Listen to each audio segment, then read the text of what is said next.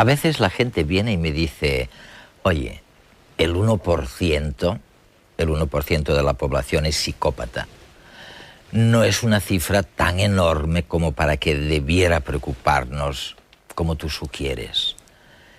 Y sin embargo, yo les tengo que responder enseguida que este 1% en realidad se transforma en el 15% de la población reclusa simplemente porque los psicópatas cometen más delitos y más variados que el resto de los reclusos.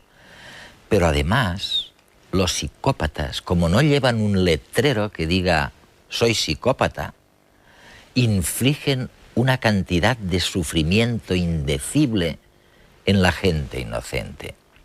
Afortunadamente, estamos descubriendo, mediante evaluaciones muy precisas, quién tiene más posibilidades de ser psicópata. Y tal vez con ello consigamos reducir una parte de este sufrimiento indecible. La psicopatía se presenta bajo más caras que la del asesino despiadado. Los psicópatas tienen formas más sutiles de hacer daño que la agresión física. Muchos de ellos llevan trajes impecables, conducen coches de lujo y ocupan puestos de responsabilidad. Tu jefe podría ser uno de ellos. Robert Hart vuelve a redes para hablarnos de peligros que muchas veces preferimos no ver. Bueno, la gente dice que un 1% no es demasiado. Y un 1% de la población, sin embargo, es psicópata. Lo importante es que más del 15% de los reclusos son psicópatas. Lo que significa, obviamente, que cometen más delitos y crímenes que la gente en general. Tú también has sugerido que cometen una mayor variedad de delitos y de crímenes. Es así, ¿no? Sí, yo he sugerido que quizá el 1% de la población general es psicópata y el 15% de los reclusos. El problema es definir lo que significa psicópata. Es como preguntar cuánta gente padece hipertensión arterial. Claro, pues depende de dónde sitúes el umbral. Y tradicionalmente, en la investigación y la práctica de Norteamérica, se define al psicópata como alguien que puntúa 30 de 40 en esta escala de 40 puntos que he creado, el test revisado de evaluación de psicópatas. Y si partimos de esto para definir la psicopatía, y no es una definición mágica en absoluto, sino un instrumento de trabajo práctico, entonces alrededor del 1% de la población general... Resulta que lo es. En cierto modo, entonces, todos tenemos algún elemento de psicopatía, ¿no? Vaya, suena interesante, pero lo más probable es que no sea así. La psicopatía es una dimensión, así que es cierto que hay grados de psicopatía, pero la inmensa mayoría de la gente puntuaría alrededor de 0 a 1 en esta escala concreta. Ahora bien, una cosa está clarísima. Los psicópatas son incapaces de sentir empatía, de ponerse en el lugar de otra persona. Aunque saben lo que hacen, no sienten ningún tipo de remordimiento. Su conciencia no les dice que han actuado mal. Saben que obran de un modo que la sociedad considera erróneo. Entienden las reglas del juego. Las conocen perfectamente. La conciencia implica conocer las reglas, pero también sentir que uno debe cumplirlas, y en su caso no es así. Un psicópata entiende las normas y puede ponerse en la piel de alguien intelectualmente o cognitivamente, pero no emocionalmente. En su conducta falta uno de los elementos más importantes de la humanidad, es decir, cómo se pueden sentir los demás. Y esto significa, por supuesto, que pueden actuar sin tener que preocuparse en absoluto de cómo repercuten emocionalmente sus acciones en nosotros. Los psicópatas son personajes habituales tanto en el cine como en las novelas. Y es que hay algo en su personalidad que los hace especialmente atractivos, casi morbosos. Normalmente se recurre a los ejemplos más extremos, asesinos en serie y criminales sangrientos que aterrorizan a todo el mundo. Pero no todos los psicópatas matan. Algunos pasan totalmente inadvertidos, al menos para los que no sufren su personalidad maligna. Podemos encontrar psicópatas en cualquier sitio. Tu hermano, tu jefe o la cajera del supermercado podrían ser algunos de ellos. Se calcula que los psicópatas son el 1% de la población. Eso quiere decir que en España hay más o menos 447.000 psicópatas.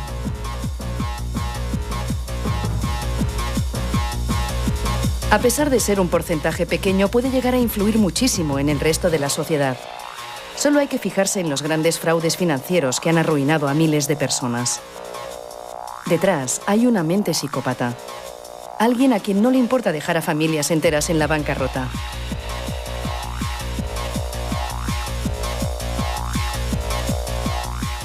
Y no les importa porque no saben lo que sienten los demás. Los psicópatas no tienen empatía. Son incapaces de ponerse en la piel de los otros.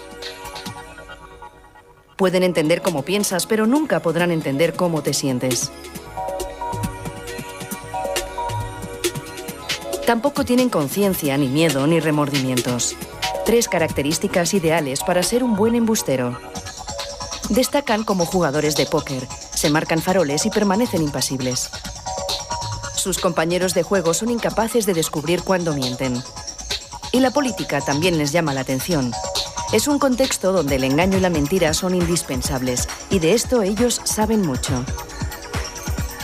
Además, pueden acceder a puestos de poder desde donde manipulan a su gusto a muchas personas, en ocasiones incluso a países enteros.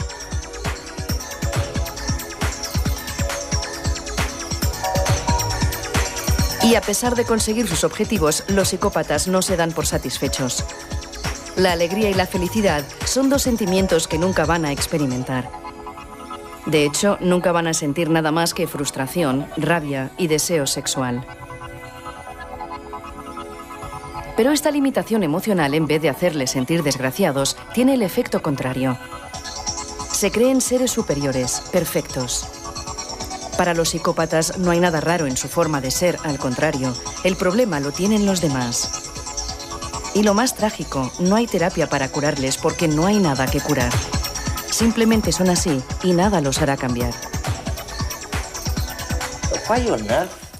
¿Por qué? ¿Por qué los psicópatas suelen ser normalmente mentirosos, violentos y encantadores? Veamos, sin duda son mentirosos y muchos parecen encantadores. No todos tienen necesariamente conductas violentas. Para que nos entendamos, el psicópata tiene un repertorio de conductas muy amplio. Puede actuar, desempeñar muchos papeles. Si ser encantador funciona, pues lo es. Si no funciona, quizá te amenace o intente intimidarte. Si tampoco funciona, entonces recurrirá a la violencia. La clave es que todas sus acciones tienen un componente depredador. Es como cuando un gato persigue a un ratón. Al gato no le importan en absoluto los sentimientos de su presa. No entran en su conciencia, ¿sabes? Este es el enorme problema de los psicópatas. La cantidad de sufrimiento que pueden infligir a la gente que no es consciente a lo mejor de que su jefe o su mujer o su marido es un psicópata. Exacto. Si pensamos en nosotros como en un ratón y en el psicópata como en un gato, esto explica muchas cosas. Y podemos preguntarnos, ¿es que no se dan cuenta del dolor que están provocando a los demás? No solamente han lastimado físicamente a alguien, además han acabado con los ahorros de toda su vida, con su pensión. ¿Es que no entienden que está mal? Pero somos nosotros los que no entendemos que este tipo de personas no piensan ni sienten como nosotros. Y hasta que no comprendamos que tienen una manera distinta de ver el mundo humano, estaremos condenados a ser sus víctimas. Dices que son depredadores. Depredadores sociales sería una buena manera de expresarlo. Pero también explica hasta cierto punto dónde podemos encontrarlos. Los psicópatas están donde quiera que haya una oportunidad de algún tipo. Si alguien nace y se cría en una familia que valora las actitudes delictivas, hurta y roba y hace cosas malas, un psicópata será un buen alumno.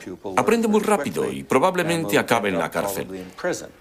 Si naces en una familia distinta, una familia de abogados, médicos, sabes cómo vestir, cómo hablar, vas a las mejores escuelas y a la vez tienes esos rasgos de la personalidad, es decir, mientes fácilmente, engañas, no te importan los demás.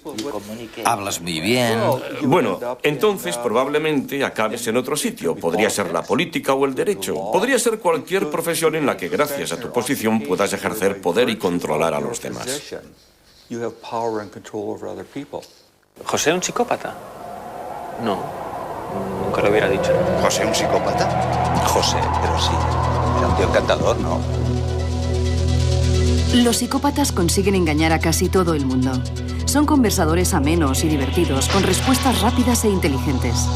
Su fachada es impecable, pero por dentro están vacíos. Solo se relacionan por puro interés.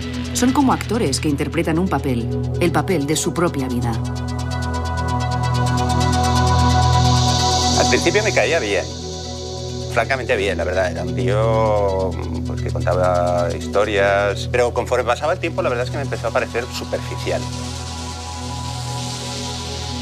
Ahora que lo dices sí que era un poco raro. Había algo en los ojos, era como si no mostrara ninguna emoción, como si tuviera una máscara. Eso sí, siempre iba impecable, las camisas perfectamente planchadas y ropa de calidad. Siempre iba con ropa italiana. Los psicópatas tienen una necesidad de autogratificación desmesurada. Para satisfacerla se sirven de todos los que tienen a su alrededor. Y saben que con una buena apariencia es más fácil conseguir lo que quieren.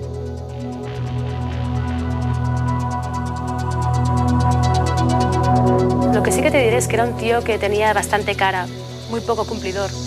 Llegaba tarde, sí, casi a diario además. Lo que pasa es que al jefe parecía no importarle. Siempre se lo pasaba por alto. Son impulsivos y les cuesta mucho cumplir con las obligaciones y los compromisos.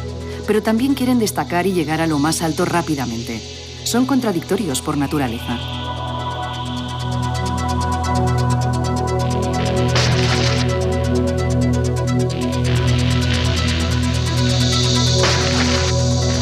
Siempre intentaba destacar, siempre intentaba tirar para arriba, ¿no? Y no le importaba cómo. A mí me tenía amargada. Siempre pedía los informes a última hora y larguísimos. Y luego se colgaba en las medallas. Los psicópatas identifican a los más vulnerables y se aprovechan de ellos. Ven a las personas como simples objetos que les pueden beneficiar y no sienten ningún remordimiento. Es más, para ellos, el débil también es un imbécil, alguien que está pidiendo a gritos que le exploten.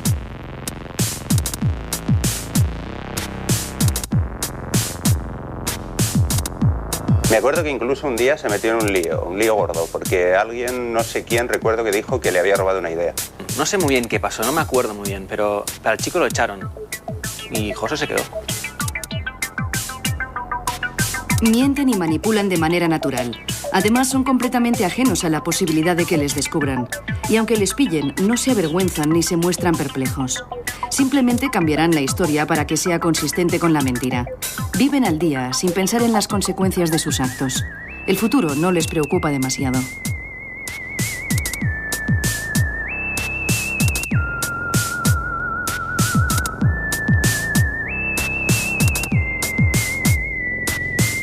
A mí me engañó totalmente, pero me entendía y me comprendía tan bien. En las relaciones de pareja, los psicópatas también son unos actores magníficos. Son incapaces de sentir amor, pero aprenden a imitar el romanticismo.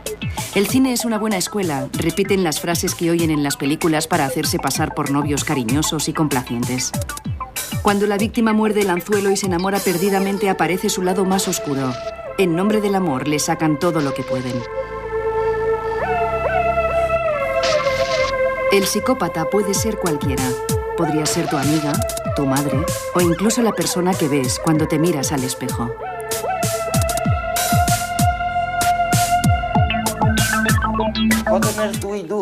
Oye, entonces, ¿qué caray podemos hacer? ¿Cómo sabemos que nos enfrentamos a alguien que supone una amenaza personal? Pues bien, normalmente no sabes que te enfrentas a un psicópata, pero sí que tienes un problema grave. Por ejemplo, Una mujer cuyo marido la maltrata se va con otras, no se ocupa de la familia. Sabe que hay algo que no funciona nada bien. Quizá no utilice el término psicópata porque no lo conoce, y muchos terapeutas, médicos, psiquiatras le dirán que la psicopatía es un mito, que no creen en ese concepto. Y la pobre mujer solo podrá decir, vaya, me enfrento a un mito, pero ese mito me pega una paliza cada noche. Es algo muy extraño. Lo único que podemos hacer, me parece, es informar al público de que hay individuos así y que funcionan de esta manera, y tal vez podamos hacer algo para evitar que hagan daño. Está claro, está claro. Pero el problema es grave, porque por lo general la víctima no tiene manera de resolverlo. La policía muchas veces no ayuda, los terapeutas tampoco. A veces los amigos creen que es la mujer la que tiene el problema. O si la psicópata es la mujer, creen que el problema es el hombre. Pero tendría que haber algo para identificarlos. Estoy pensando en nuestros telespectadores ahora, aquí en España y Latinoamérica. Quizá podamos sugerirles algo, de hecho. Tú los sugieres en tu maravilloso libro, Serpientes con trajes. Dices que hay algunos elementos antisociales, afectivos, personales o del estilo de vida que están claramente marcados. Por ejemplo, en la esfera interpersonal, ¿qué crees? ¿Son superficiales, grandilocuentes, modestos? Pueden ser todas estas cosas en momentos diferentes. Hay que pensar en ellos como si actuaran sobre un escenario. Adoptarán el personaje que más les convenga para la situación. Los que lo analicen con detenimiento verán que esa actuación no es demasiado buena, sino puro juego sucio. Pero la gran mayoría no tendrá el tiempo o la energía para ir más allá de la fachada. Creerá que la persona es lo que aparenta. Habla muy bien, te dirá que tiene mucho dinero, que hará cosas fantásticas por ti. Y por supuesto nunca sucede. Pero no solemos ahondar tras la superficie. Es como si el fondo fuera menos importante que la forma. Los políticos son expertos en eso. Más de una vez me he planteado qué pasaría si un político dijera la verdad y solamente la verdad e intentara que le eligieran de ese modo. Cosa difícil. Sí, sería muy difícil. Además, creo que en la política y en el póker hay que mentir, engañar, es parte del juego. No estoy diciendo ni mucho menos que todos los políticos sean psicópatas. Pero si yo fuera un psicópata, si tuviera todas las habilidades sociales necesarias, supiera qué hay que hacer, quizá lo intentaría con la política, porque las oportunidades están ahí. Sería genial. Y de paso, con el estilo de vida, ¿qué pasa? ¿Resulta también muy variable? ¿Tienen los psicópatas un estilo de vida especial? El estilo de vida de la mayoría de los psicópatas consiste en buscar nuevas oportunidades, nuevas sensaciones. Buscan estímulos, se aburren con mucha facilidad. Por eso, normalmente no trabajan en el mismo sitio durante demasiado tiempo. No se pasan muchos años en una pequeña empresa con el objetivo de llegar a dirigirla. Lo que hacen es buscar otras oportunidades en lugares más grandes en los que saciar sus ansias. Tienden a ser bastante impulsivos, pero de una manera controlada. Cambian de trabajo rápidamente. No necesariamente se lían a puñetazos, aunque podrían hacerlo, pero normalmente no lo hacen. Buscan nuevas cosas por hacer. Y no es lo mismo que con los paracaidistas o los escaladores que asumen muchos riesgos. Exacto. Esta gente lo ha planeado todo. Sabe cuáles son los riesgos y ha decidido que lo que les toca es asumir el riesgo e intentar superarlo. Los psicópatas lo hacen de una manera natural, asumen riesgos, pero por lo general lo hacen a costa de otra persona. Si él pierde, tú pagas por ello. Y, por supuesto, son antisociales.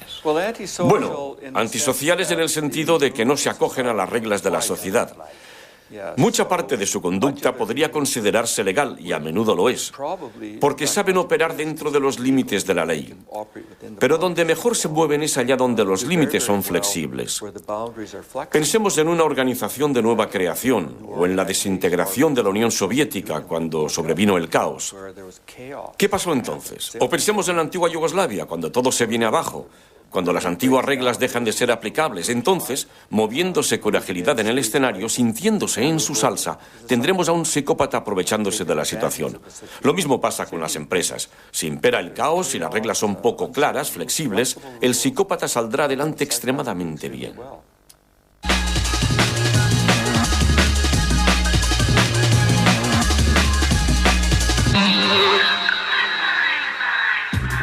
Un estudio del Consejo Superior de Investigaciones Científicas ha reconstruido tratamientos curativos que se realizaban mediante conjuros y masajes hace 4.000 años. Los textos se han recuperado a partir de tablillas de arcilla de la antigua Mesopotamia. Según la investigación, los exorcistas de la época recitaban sus conjuros mientras practicaban los masajes vestidos con un disfraz de pez, símbolo del dios de la magia. Algunos de estos relatos proporcionaban al paciente una explicación de su enfermedad para que comprendieran el porqué de su sufrimiento. En otros, el exorcista amenazaba con hechizos a los demonios causantes de la enfermedad para expulsarlos del cuerpo del paciente. Los textos médicos se han encontrado en bibliotecas y archivos de ciudades de la antigua Mesopotamia. En ellos se explicaba que el masaje se realizaba con aceite de plantas aromáticas y medicinales. Servía, entre otros, para facilitar el parto sin dolor, combatir el agotamiento o remediar la parálisis en algún miembro. Científicos de Estados Unidos y Canadá han descrito los efectos de la pesca de grandes tiburones en la costa este del país. Esperan que los resultados sirvan para gestionar de modo más sostenible los recursos que ofrecen los ecosistemas. La desaparición de grandes tiburones en el noroeste del Océano Atlántico ha aumentado en las últimas décadas. El incremento de su consumo alimentario y la pesca accidental son las principales causas de este aumento. Esta sobreexplotación de los ecosistemas marinos ha provocado un desequilibrio en la cadena trófica. Al descender las poblaciones de grandes tiburones que son depredadores naturales, han aumentado las de rayas y pequeños tiburones. En consecuencia, las ostras, almejas y otros moluscos, la principal fuente de alimento de las rayas, han disminuido en gran cantidad. Los científicos advierten que estos cambios degradan aún más los ecosistemas costeros ya muy afectados por la actividad humana. Tratar eficazmente los periodos de depresión en personas con trastorno bipolar no es tarea fácil. Los resultados de un ensayo clínico realizado con cerca de 400 pacientes podrían ayudar a mejorar el tratamiento en el futuro. Tomar antidepresivos cuando ya se están empleando estabilizadores del ánimo no mejora el tratamiento del trastorno bipolar. Esta es la conclusión a la que ha llegado el Instituto Nacional de Salud Mental de Estados Unidos en el estudio STED-BD. En el ensayo han participado 366 pacientes de 22 localidades del país. A todos ellos se les administró un estabilizador del ánimo. Además, a la mitad de los participantes se les suministró un antidepresivo, mientras que el resto tomó un placebo. Después, se comparó la evolución del trastorno bipolar entre los distintos grupos. Según los resultados, todos presentan el mismo porcentaje de recuperación. El estudio promete más resultados que ayudarán a diseñar nuevas opciones para el tratamiento del trastorno bipolar. La falta de donantes de sangre constituye un serio problema. Por otra parte, las transfusiones entre grupos incompatibles pueden desencadenar graves enfermedades e incluso la muerte. Estas limitaciones podrían solventarse gracias al hallazgo de un equipo danés.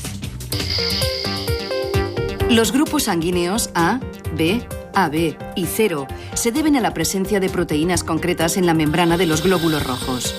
Los individuos con grupo A tienen en sus células la proteína A, mientras que las personas tipo 0 no tienen ninguna proteína en la superficie de sus glóbulos rojos.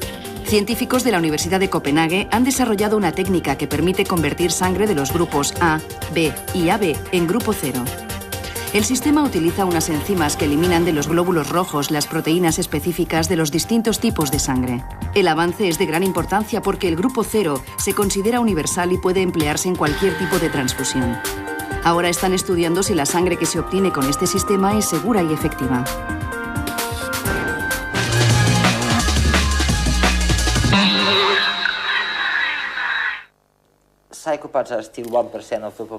Bueno, hemos dicho todo eso y los psicópatas siguen siendo el 1% de la población. Pero este trastorno, o lo que quiera que sea, ¿es una enfermedad mental o no lo es? No. En cualquier caso, sea lo que sea, no ha cambiado demasiado. Lo que ha cambiado Es el panorama desde los 90, con todas las empresas organizando o instaurando nuevas maneras de organizarse para buscar la máxima eficacia, reducir los costes de personal, ser más competitivos y avanzar a toda costa. Aparentemente muchas empresas han sido engañadas, increíblemente, y han incorporado a muchos psicópatas en su plantilla.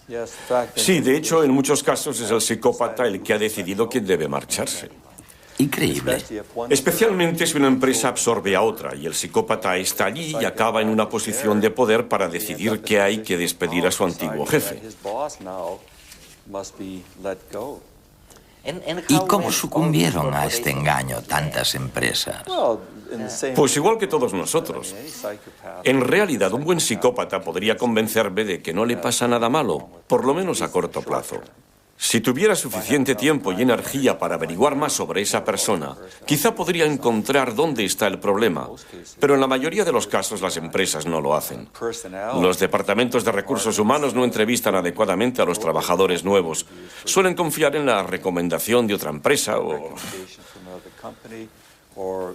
Van deprisa siempre. Sí, van con prisas. Y esa persona suena bien, parece que puede aportar algo valioso a la empresa. Ni siquiera comprobamos los currículos. Por desgracia, tenemos psicólogos y jefes de personal que utilizan test psicológicos para estudiar a la gente. Pero un psicópata puntuará normal. Estos tests no significan nada. Los psicópatas saben torearlos. ¿Cuál es la receta entonces? ¿Cómo pueden hacer una criba las empresas, digo, para evitar la manipulación?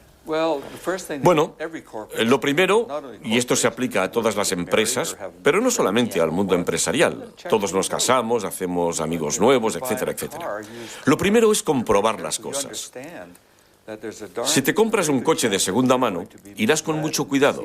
Serás consciente de que es muy probable que el vendedor te mienta y engañe. Hay que ser un poco cínicos y entender que las cosas no son en absoluto lo que aparentan. Hay que investigar. Si lo hiciéramos con nuestras relaciones personales o en los negocios, nos iría mucho mejor. Esto no significa que debamos contratar a un detective privado para analizar a cada trabajador nuevo, aunque en algunos casos no sería tan mala idea. Especialmente si existe la probabilidad de que esa persona llegue a un cargo de mucho poder dentro de la organización. Y pueda depredar. Sí, de hecho puede llegar a destruir a la empresa. Pero en algunos casos, una organización puede querer contar con un psicópata, porque sus actitudes, su personalidad y su conducta quizá encajen con la filosofía de la organización. En aquel momento. Sí, piensa por un momento en el crimen organizado, ese sería un ejemplo extremo. Pero hay muchas otras organizaciones en las que en un momento concreto, con un psicópata las cosas irían bien, todo encajaría. Sin embargo, al final la empresa acabará sufriendo, porque los intereses del psicópata no son los intereses de la empresa, sino los propios, el interés personal.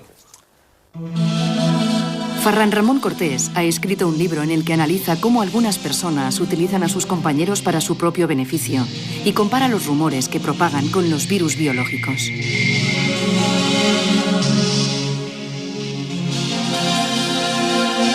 En todas las empresas, desde mi punto de vista, en todas sin excepción, hay personas tóxicas. Lo que pasa es que infectan más o menos. El mecanismo que utilizan un virus muy particular que es el rumor. Y a través del rumor, la enfermedad que provocan es la rotura de la comunicación interna y la desestabilización, en muchos casos, de la propia organización.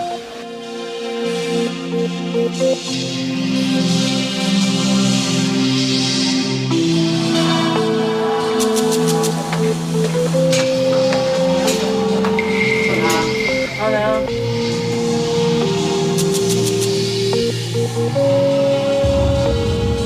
En las epidemias de rumores participan tres tipos de personas. En primer lugar, los reservorios, que son los que lanzan el rumor, llevan el virus dentro y lo lanzan. En segundo lugar, tenemos los huéspedes infectados, son las personas que van transmitiendo el rumor de persona a persona. Y luego nos encontramos también con los inmunes. Esta gente son gente a la que llega la infección, pero no la transmiten, no se la hacen suya y son esenciales en las organizaciones para parar precisamente las epidemias.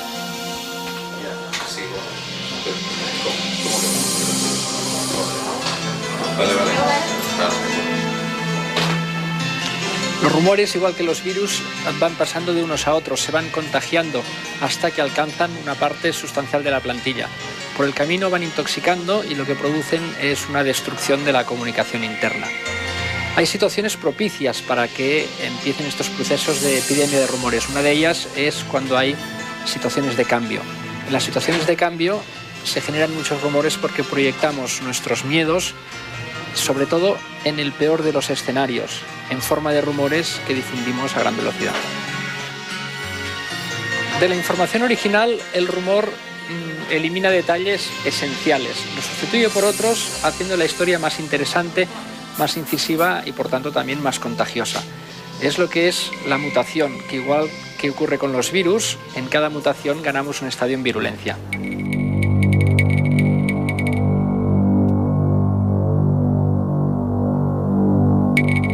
Las personas emocionalmente más expresivas son a la vez las personas que tienen mayor capacidad de contagio. En circunstancias normales son personas imprescindibles en las empresas porque ayudan a crear climas de compañerismo, ayudan a generar relaciones y ayudan a funcionar la compañía. Pero al mismo tiempo, infectadas por una cadena de rumores son también las más peligrosas.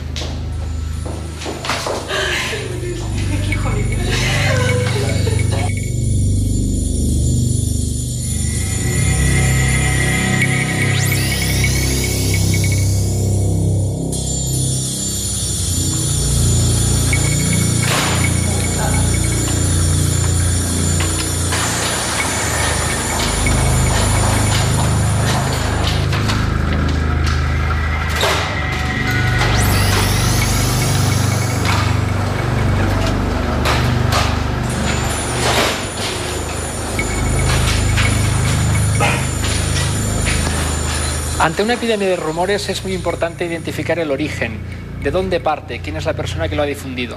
Habitualmente lo habrá hecho para manipular y reforzar su posición en la empresa. Y es muy importante saber que no siempre va a dar la cara.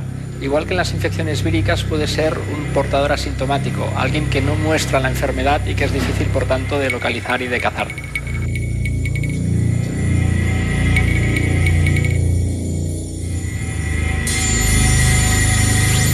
Al igual que en otras infecciones víricas, aquí también existe la posibilidad de tener una vacuna. La vacuna que yo propongo son un conjunto de actuaciones que lo que quieren es reforzar la confianza entre la gente. Con confianza se produce inmunidad y los rumores llegan porque siempre están allí, pero no calan y no dañan a la organización. ¿La psicopatía tiene causas genéticas o depende del entorno? Pues de hecho ambas cosas, aunque probablemente los genes influyen más que el entorno. Este debate ha estado vigente durante mucho tiempo y seguirá estándolo, especialmente en este ámbito. Porque la pregunta que se hace la gente es, ¿el psicópata nació malvado o se volvió malvado? Sí. Y la respuesta es una combinación de ambas cosas. No existe un gen para la psicopatía. No. No lo hemos descubierto todavía. Con el tiempo quizá encontremos una combinación de genes que expliquen la conducta. Pero lo que sí tenemos son buenas pruebas científicas de que hay factores genéticos muy fuertes que entran en juego. ¿Y esto no plantea problemas jurídicos muy serios? Es decir, si es algo marcadamente genético, ¿cómo podemos culparlos por lo que han hecho? Si es tan claramente genético, ¿cómo les podemos culpar? Bueno, hay muchas otras cosas que se deben a componentes genéticos. Por ejemplo, la inteligencia. Hay personas que por naturaleza no son muy listas, pero seguimos responsabilizándolas de sus actos y entienden las reglas del juego. Lo mismo sucede con la psicopatía. Esto se ha debatido varias veces en Estados Unidos y el argumento que se esgrime es que los psicópatas no juegan con todas las cartas porque les falta algo. Les falta la capacidad de entender que lo que hacen tiene consecuencias emocionalmente devastadoras sobre los demás. Y hay quien dice, bueno, quizá no sean responsables porque carecen del componente emocional. Pero ese argumento no ha prosperado. Y la ley, en Estados Unidos por lo menos, dice que si conoces las reglas del juego y sabes distinguir el bien del mal, entonces puedes ser procesado. Eres responsable de tus actos. A un psicópata se le da muy bien intentar utilizar eso mismo que mencionabas. Te dirá, no es mi culpa, yo nací así, es culpa de los demás, es culpa de la sociedad. Pero no es verdad, toman sus propias decisiones. Bueno, ya los hemos identificado, más o menos. Cometen un delito o un crimen y los ponemos en la cárcel. Sí. ¿Y luego qué hacemos? Tú tienes enorme experiencia, has analizado varios centros penitenciarios por todo el mundo. ¿Qué hacemos con ellos? Pues normalmente lo que hacemos no es lo adecuado. Para los delincuentes y criminales tenemos programas de tratamiento o programas conductuales e intentamos que todos obedezcan las mismas reglas utilizando las mismas técnicas. Pero con los psicópatas no funciona, porque la mayoría de estas técnicas se basan en la emoción, la capacidad de experimentar ansiedad, miedo, remordimientos, todas tienen bases emocionales. Y con un psicópata es un método equivocado. Si le dices a un psicópata, lo que haces está poniendo en peligro a otras personas, les estás haciendo daño, tienes que cambiar, pues te dirán, de acuerdo, cambiaré. Pero será una respuesta superficial, porque en su foro interno esa persona pensará, ¿y por qué debería cambiar? Yo estoy bien. Si eso no funciona, ¿cómo deberían ser entonces los programas? Pues lo primero que deberíamos hacer es desconfiar muchísimo de todos los psicópatas que de repente afirmen sentir empatía. Es imposible que cambien su esencia de la noche a la mañana por mucho que utilicen las palabras adecuadas y digan, estoy curado, he encontrado a Dios, he encontrado a Cristo, ahora sí que sé lo que estoy haciendo. Hay que hacer caso omiso de afirmaciones así porque lo que cuenta son los actos. Y por otro lado, es importante convencerles de que pueden beneficiarse si cambian un poco su conducta. Es decir, que va en su propio interés cambiar, no mucho, porque no van a cambiar mucho, pero sí hasta cierto punto. Decirles que se pondrán en menos líos o que pasarán menos tiempo en la cárcel del que pasarían si no cambiaran.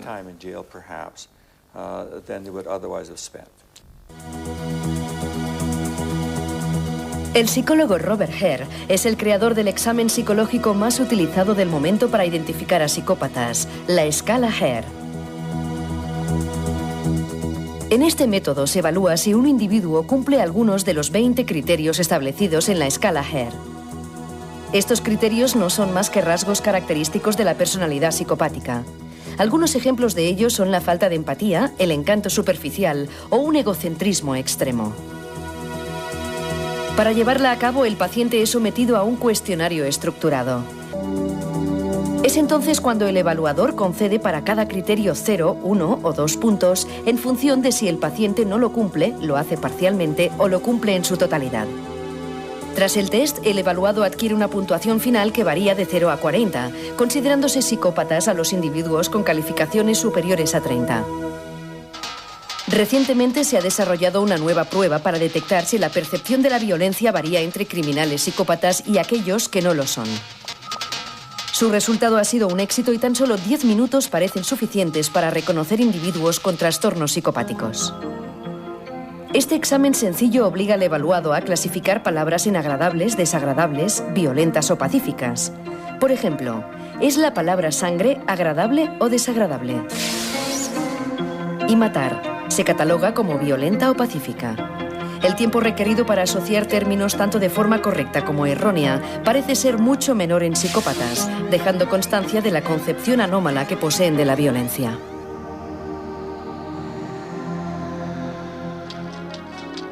Nuevas técnicas en el campo de la visualización cerebral como la resonancia magnética han permitido relacionar la conducta psicopática con defectos biológicos.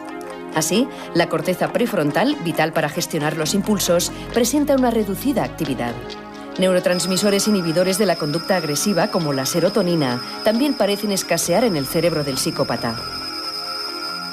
En definitiva, los últimos avances en psicología y técnicas de imagen cerebral han facilitado la diagnosis de la psicopatía. El reto ahora consistirá en la cura y la reinserción de los que la padecen.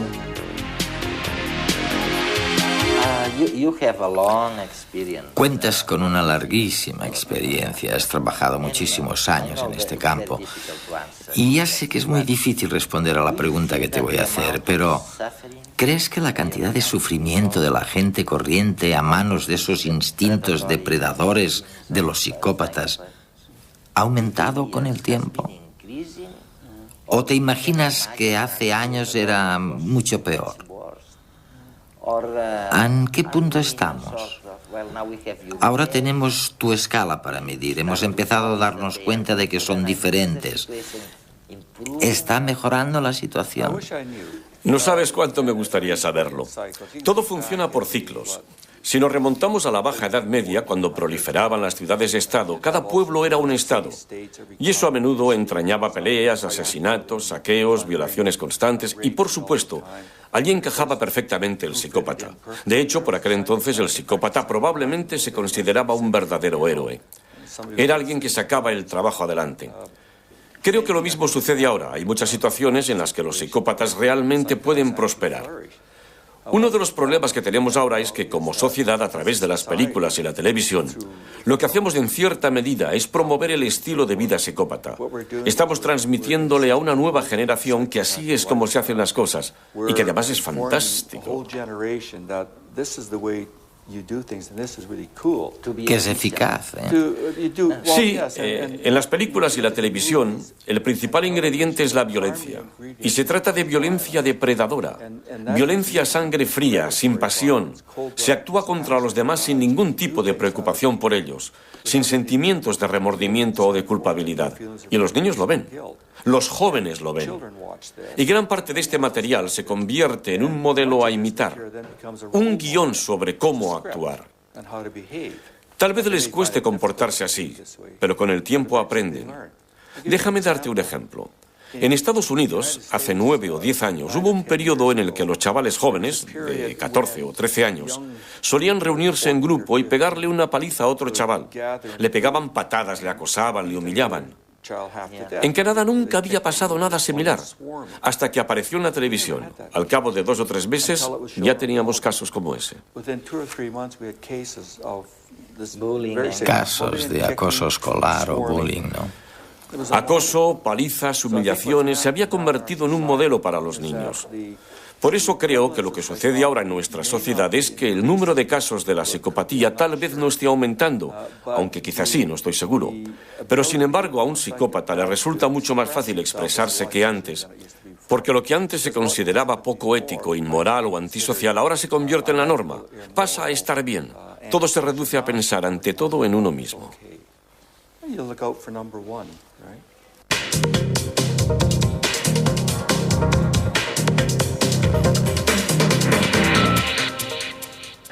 Probablemente la pregunta que más se relaciona con mi motivación en el campo de la criminología es lo que hace que las personas busquen en la violencia su modo de estar en el mundo. Vicente Garrido es uno de los mayores expertos en psicopatía de nuestro país. Sus investigaciones en la Universidad de Valencia van mucho más allá de los libros y se puede decir que ha mirado a más de un psicópata a los ojos. Hoy nos habla de qué hay en esas mentes. La palabra que he traído es humillación. Y es una palabra importante en este contexto del crimen y la psicopatía por 3 razones. Primero, porque se trata de un motivo profundamente humano, a diferencia de otras causas que promueven la agresividad y que la compartimos con los animales. El sentimiento de humillación requiere, por encima de todo, la conciencia de sí. El hecho de que te sientes traicionado o maltratado en una reflexión íntima e introspectiva, algo que solo puede hacer el ser humano. En segundo lugar, es importante porque es probablemente la motivación más fundamental para el crimen violento. Y en tercer lugar, aunque de una manera más aproximada, porque mi teoría es que los asesinos en serie matan porque no quieren ser lo que son y cuando matan intentan ser otras personas y en buena medida se sienten humillados del rol que ahora desempeñan, por eso quieren construir una nueva realidad y por eso se convierten en asesinos en serie. El placer viene del desquite, viene de la venganza. La venganza es un plato que se sirve frío. La venganza te produce un equilibrio. Acabas de poner tablas en una situación en la que tú estabas perdiendo. Os he traído lo que es mi última obra, escrita con mi colega Patricia López, que se denomina El rastro del asesino, del que estoy particularmente satisfecho por 2 razones. Primero, porque es el primer libro que habla de la técnica del profiling, la personalidad criminal como herramienta forense para permitir orientar la investigación criminal en asesinos sistemáticos desconocidos, asesinos en serie, pero también agresores sexuales. En segundo lugar, porque es un estudio en profundidad de 5 asesinos en serie que en los últimos años han marcado la criminología casuística en España. Y hay un estudio analítico de cómo se llevó a cabo la investigación en tiempo real, las pistas, los problemas, las dificultades, cómo se capturaron. Y luego hay un estudio muy profundo sobre su mente, por qué hicieron lo que hicieron, por qué planificaron los crímenes de esa manera, qué pretendían conseguir, y un estudio utilizando la técnica del profiling que nos descubre la mente y las características fundamentales de la personalidad de estos sujetos. He traído un par de imágenes para que el espectador sea consciente de cuáles pueden ser las motivaciones de los asesinos en serie y en qué modo pueden ser tan diferentes. El primer caso es el del asesino del Pouchet. Lo que define este tipo de crimen es la venganza, la humillación. Las mujeres de ese barrio ni siquiera lo miran, porque él no forma parte de ese mundo. Cuando mata a las 2 mujeres en este barrio, está demostrando que él sabe cómo tratar a estas mujeres y las mata por odio, y por eso es sádico. Quiere hacerlas sufrir. El sadismo da placer sexual, pero él no las toca sexualmente. La otra imagen corresponde a Tony King, que quizá el público lo puede concebir más como el clásico psicópata sexual. Tony King empieza su carrera delictiva como un delincuente juvenil y pronto, además de robos y actos de violencia, progresa hacia el delito sexual. Mientras que antes en Inglaterra necesitaba el control de la víctima hacia la inconsciencia para poder satisfacer su fantasía sexual, ahora vemos que ese control no es suficiente. Ya no basta con que la mujer esté inconsciente, tiene que estar muerta. El control ha de ser absoluto. Lo que nos muestra Tony King es un camino que empezó en su adolescencia y que culmina en la necrofilia. Pues he traído un objeto hasta cierto punto histórico porque el primer caso documentado en el que se aplicó la técnica del perfil criminológico a la hora de ayudar en la captura de un asesino en serie fue justamente en el caso de Ferrandiz, y tuve la oportunidad de ser yo en ese caso la persona responsable de colaborar con la Guardia Civil y el juez para capturar a Ferrandiz. Él me escribió de su puño y letra cómo llevó a cabo el primero de los crímenes, y es justamente lo que puede ver el espectador aquí.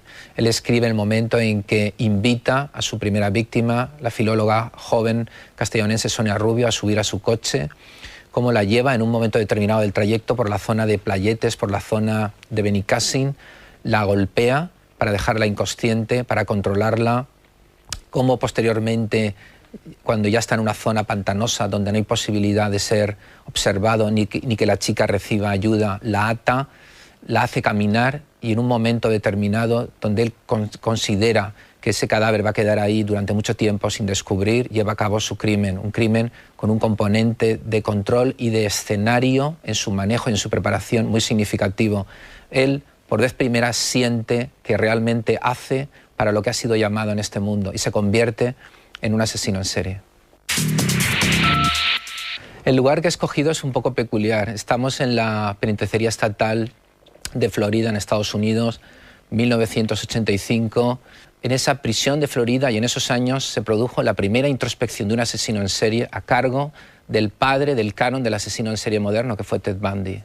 Es un hablar supuestamente de alguien que sintiera y pensara lo que él siente y piensa. Da pistas sobre cómo un asesino en serie, quizá más letal que él, puede estar ahora mismo planificando un próximo crimen. Dio pistas suficientes como para que, visto con posterioridad, hubiera podido llevar a su captura.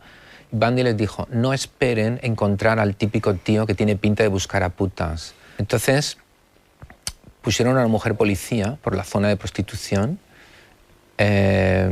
y picó el asesino. Pero en ese momento el FBI no fue capaz de demostrar que ese hombre era el asesino, y tampoco las pruebas eran irrefutables. Entonces durante 20 años estuvo libre, y solo cuando se descubrió el ADN le pudieron pillar. La conclusión quizá pueda ser esta: hay personas que se defienden del mundo, que encuentran motivos para la amenaza con una autoestima débil o egocéntrica pero muy quebradiza, y utilizan una violencia reactiva, una violencia que en su perspectiva es defensiva pero que produce agresión y dolor en los otros. Otros, por el contrario, ven el mundo no como una amenaza, sino como una oportunidad para dominar, para controlar, para desear un control que otras personas ni siquiera lo pueden soñar. Son los asesinos en serie, son los psicópatas, son los agresores depredadores.